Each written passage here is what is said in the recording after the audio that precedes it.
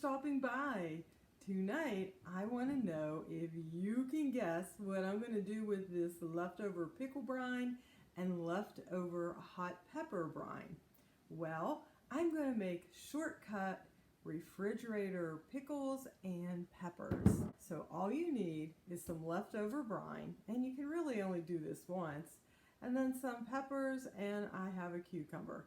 Let's get started. Let's start slicing. I'm using gloves right now because these are hot peppers, and I don't know how hot they are. So I want to open them up, and I'm going to take the seeds out. If you want it really, really hot, then you can leave the seeds in. And I'll still have 1 or 2 seeds.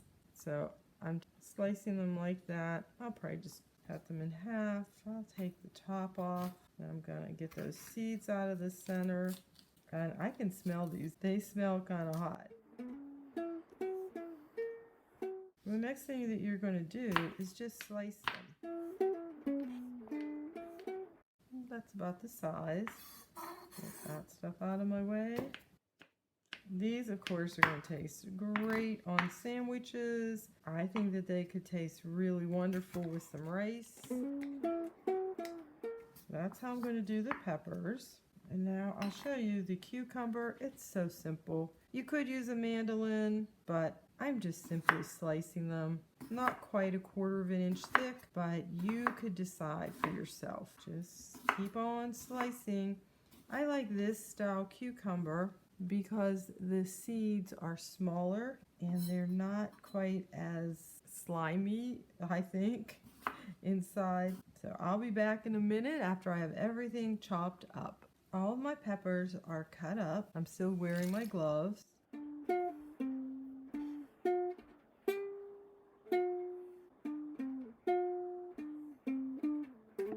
And then I'm just going to stir them up. These will be ready to eat overnight, but of course after a week they're going to develop more and more flavor. The brine, you can really only recycle it or reuse it one time because all of that flavor that was in the brine starts going into the vegetables. Now I didn't cut up all of my cucumber because I want to make sure that I have enough brine to cover everything that I'm putting in my jar. Oh, I can put some more in there.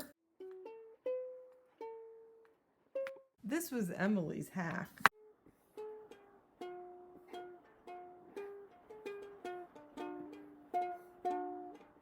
Okay, maybe just a few more will fit in there. We want them covered.